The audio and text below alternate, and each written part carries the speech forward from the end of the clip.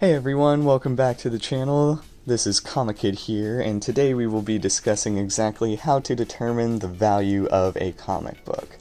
Now, a lot of people think that just because something is old means it's going to have value, and that's really not always the case. Like, if you look at the two examples here, 191 is a few years older than 232, and yet issue 232 holds far more value than 191.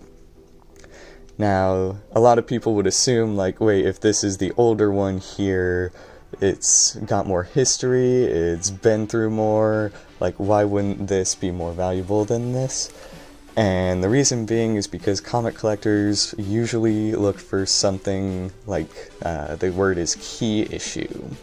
And in 232, it's a key issue because it is specifically the first appearance of the villain Ra's al Ghul here. This is the first time the character made his debut, whereas in issue 191, really nothing new, exciting, or special happens. Issue 232 here goes for around $350 depending on the condition, and 191 can go anywhere from, I'd say around like $15 to $30 on average.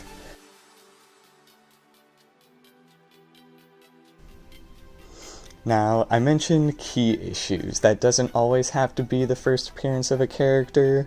It can be anything, really. It can be the first time, like, this person did this, or the first time this suit shows up.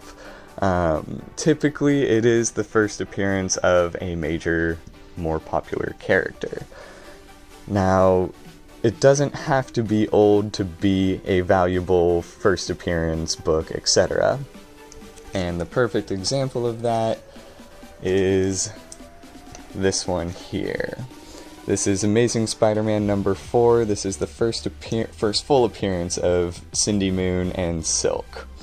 My copy is signed by artist Humberto Ramos, and a lot of people tend to think that signatures also add to the value of a book, and they can, but they can also take away from the value. A lot of collectors are very picky. Some would consider that mark down there as a mark on the actual surface of the book, and therefore deem it as less valuable than the cover price of the book itself would be.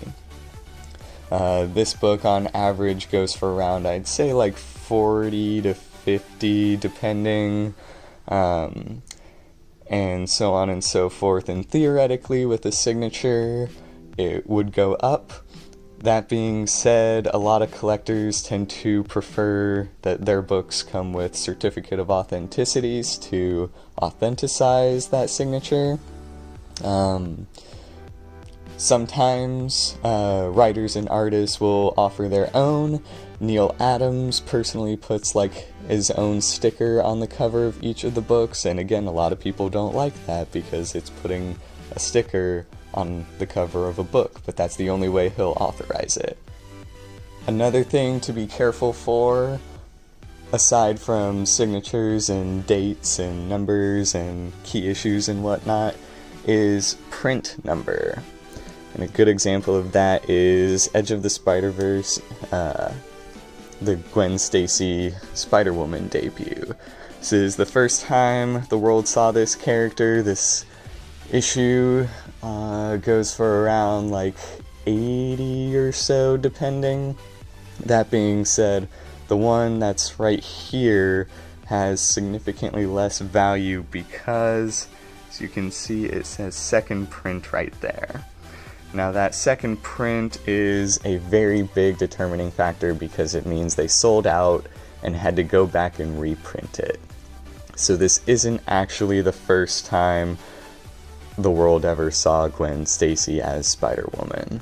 This is a reprint of that. That being said, even some second prints can appreciate in value, but they always hold significantly less value than the first print. Now, this one is very clearly labeled, but sometimes they aren't, and so the best way to check is on the barcode here. this very last number, that 2 there, is the print of the book. That is the case for just about every Marvel and DC book. I've seen a few independent books follow the same pattern, but I've also seen them kind of break from that, so always be careful. But if you're talking top 2, then yes, that is how you read the barcode. That last number at the top of the smaller one there will always tell you what print the book is. And another thing to keep out for would be variants. I have here Batman Rebirth number 21. This is the main holographic cover. This was like the main one that DC always intended people to buy. And this is the B cover, B variant, number 2 cover. I actually think this is the number 3 cover. I think the number 2 cover was just a Batman one of this. But this is the variant for it here, and variants can have extra value. Usually variants are released on a 1 by whatever basis, and so that means that for every like 25 covers that a retailer orders, they get 1 copy of a variant. Sometimes they have to order 100, 200 copies of a book just to receive one, or just to qualify to receive 1 cover even. And so if a retailer thinks they can make those numbers, they'll go for it, but if not, then usually they don't up their orders by a whole lot just to receive 1 special cover. The 1 and whatever variants are usually the ones that have extra value. I've seen them start anywhere from like cover price to around $8, and then if they're really rare, they'll be substantially more than $8, but $8 is, I'd say, like standard for a 1 and whatever variant. But always be sure when collecting that if you want the main cover, you get the main cover. Usually variants will have about the same value as the main cover at the very least, just because it is still the like key issue, as long as it is a key issue. Batman 21 here is the start to the button. In this case, the holographic cover is actually worth more than the variant, just because it's a nice holograph. If you have the whole set too, that adds some extra value, and so on. And again, with Marvel and DC, you can always tell what cover it is based on this second number from the right. That 3 there indicates that this is cover C, or the 3rd variant in the set. Again, this one, the holographic one, is the main one.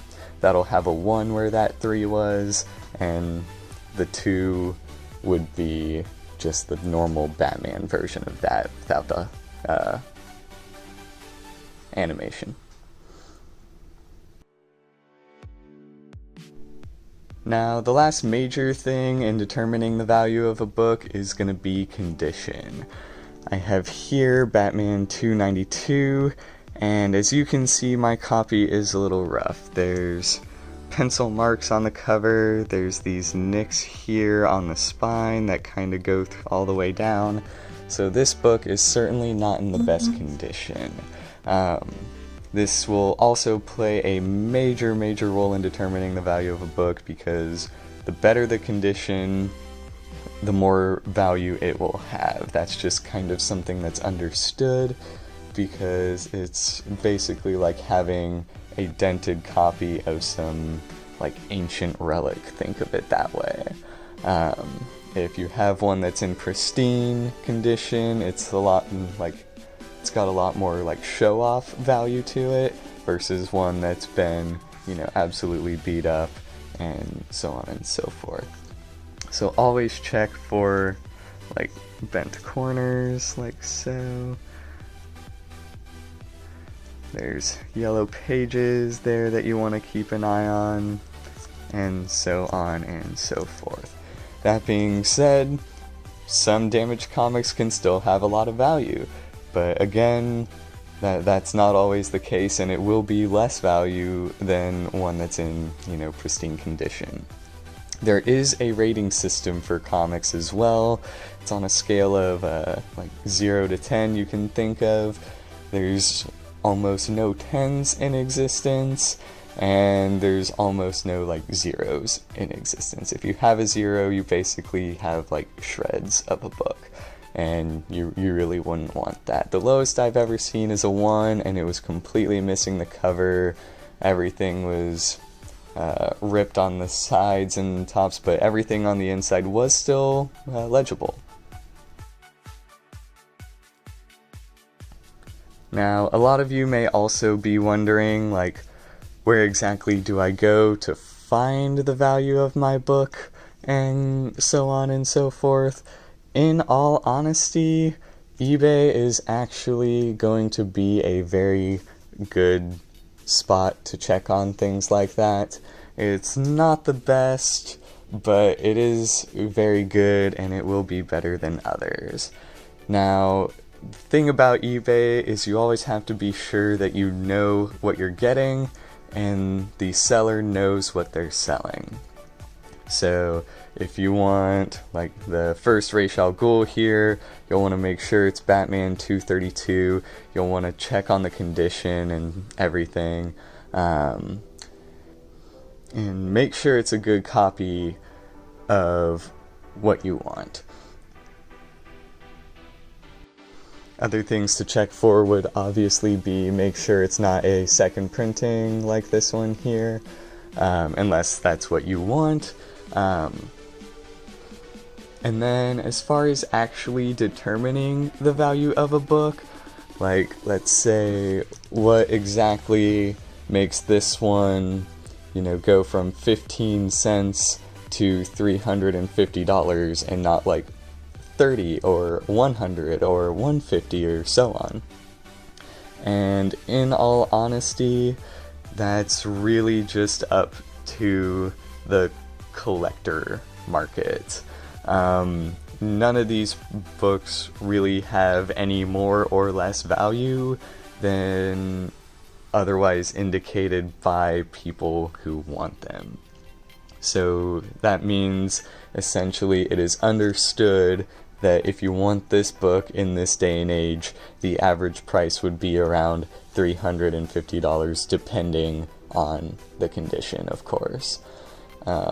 In actuality, it has no more value than what anyone wants to pay for it. If you're ever curious as to if you're over or underpaying for a book, the sold listings on eBay are actually a really good place to check also. That way you can see what people are willing to pay for it and then gauge from there if that is something that, or a price that you are willing to pay as well. And that is everything for today, guys. I hope you found this episode to be very informative, and I will see y'all next week. Thank you and have a good day. Bye-bye.